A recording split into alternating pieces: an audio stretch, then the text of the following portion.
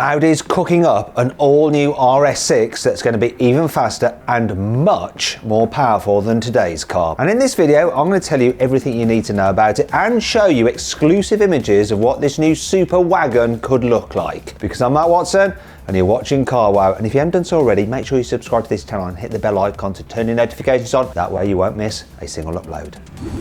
Buy, sell, Carwow.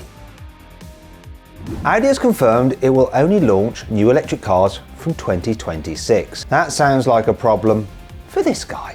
His name is Dr. Sebastian Grams and is the head of Audi Sport, so he makes all the decisions about new S and RS models. He loves a fast estate car, so he does. After all, Audi has just revealed new performance versions of the RS6 and the RS7, which get an extra 30 horsepower and 50 Newton meters of torque compared with the normal cars. But these new special editions are really just a blaze of glory for the RS6 and the RS7. Why? Well, Sebastian Grams has already confirmed that his RS team will follow the same strategy as the main Audi business for future projects. And the main Audi business is going electric. That means there'll be no more naturally aspirated V10s for the R8 and no more twin-turbo 4-litre V8s for the RS6. So, is this the end of fast Audi RS cars? Well, no, of course it's not. They're not going to give up on them. Not just yet. Look at the Audi RS e-tron GT. That's fast. It's electric. Anyhow, the RS e-tron GT is Audi's first ever mass-produced electric performance car, and it's one of the quickest cars the brand has ever made. It's even faster than an R8 in a drag race.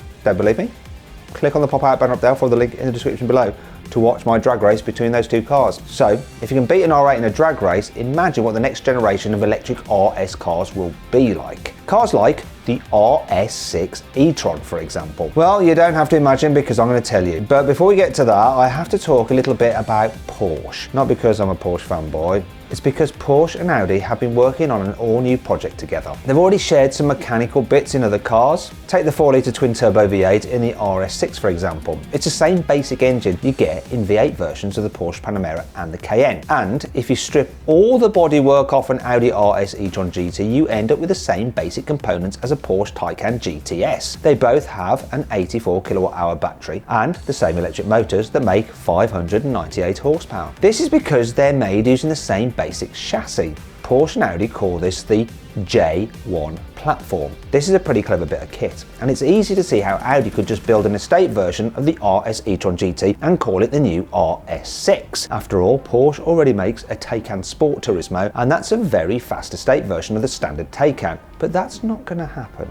Audi and Porsche are going to phase out the J1 platform and replace it with something completely new. It's called the PPE, but has nothing about protecting you from COVID. It actually stands for Premium Platform Electric. In fact, Porsche is already testing a new electric Macan that uses this PPE chassis. This should be revealed next year and go on sale soon after. But this new technology isn't just for SUVs like the electric Macan.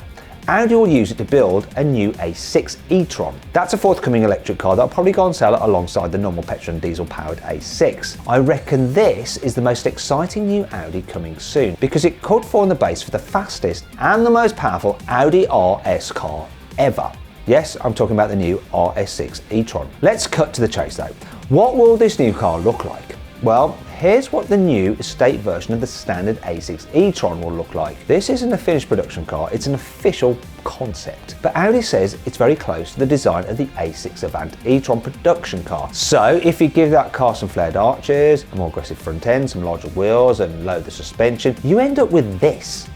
I reckon this is more or less what the next generation RS6 will look like. But what about the performance? Well, the whole point of the new PPE platform is to improve the e-tron GT's technology. This official presentation from Audi shows these new cars will get a bigger range of batteries than today's e-tron GT. They'll also have the ability to charge faster and have longer ranges. What does this mean for the A6 e-tron? Well, these upgrades mean it should be more powerful than today's A6 with its range of petrol, diesel and hybrid engines. And this new modular PPE platform will make it much easier for Audi to make a high-performance version of the A6 e-tron. All you do is fit a bigger motor, which is a lot less hassle than engineering a new twin-turbo V8 engine or designing a complicated hybrid system. You know, like the one Mercedes made for the new AMG C63 and S63. How much performance are we talking about now? Do you remember the new electric Macan I showed you earlier? Well, This car will use the same PPE chassis as the Audi, and Porsche has recently suggested it will come with around 600 horsepower. It's the same as you get in a standard RS6. But that's not all. Audi has confirmed that the new PPE cars, like the next generation A6, will be capable of making as much power as a Taycan Turbo S does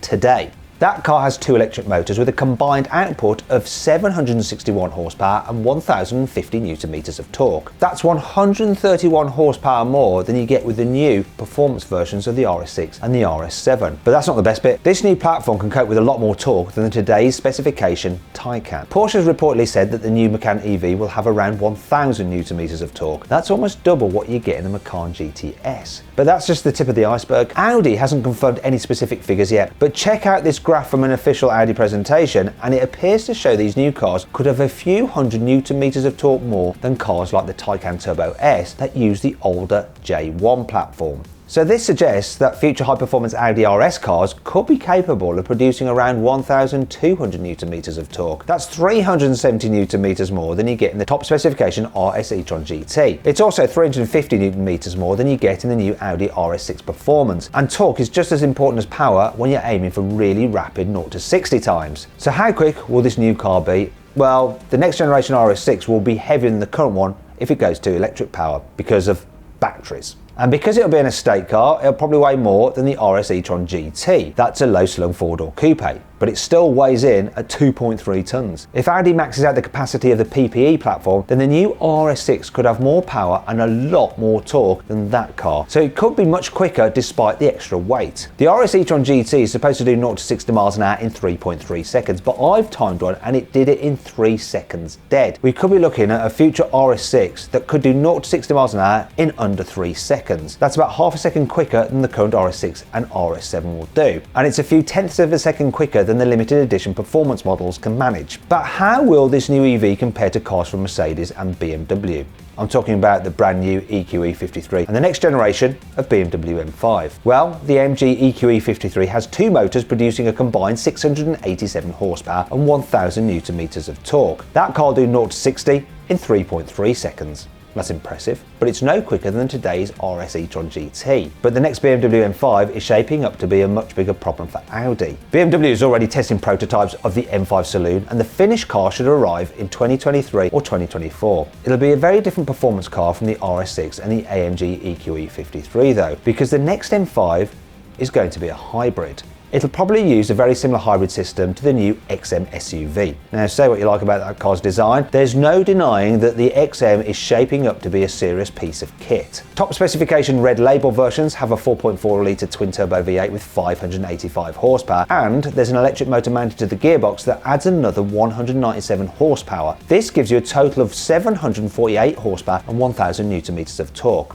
which is a lot. But then the XM is very heavy. It weighs 2.7 tons. BMW hasn't quoted a 0 to 60 time for the red label version yet, but it should be quicker than the standard XM, which does 0 to 60 miles an hour in 4.3 seconds. But you can bet the next M5 will be lighter than both of these cars, and it could have a bit more power too. So it could be capable of doing 0 to 60 miles an hour in close to 3 seconds flat. However, I've actually been quicker to 60 than 3 seconds in the current BMW M5 CS. If you want to see exactly how quick I went in that, click on the pop-out banner up there for the link in the description below. Anyhow, that's not all. BMW's M-boss, Frank van Meel, recently hinted that BMW might be working on the new M5 Touring. It hasn't built an M5 Touring since the V10-powered E61, and that went off sale in 2010. So it's possible that BMW is gunning for the Audi RS6 Avant in a big way. But how much are these next generation estate cars going to cost? Well, an entry-level Audi RS6 will set you back almost £100,000. And the new Mercedes-AMG EQE53 is almost £115,000. And you can't even get an estate or shooting brake version of that car. BMW hasn't said anything about the new M5 yet because it's still a few years away. But if it ends up using parts from the XM, then it won't be cheap. That car costs more than £145,000, and that's for the entry-level version with only 653 horsepower. But which one of these next generation cars are you looking forward to most?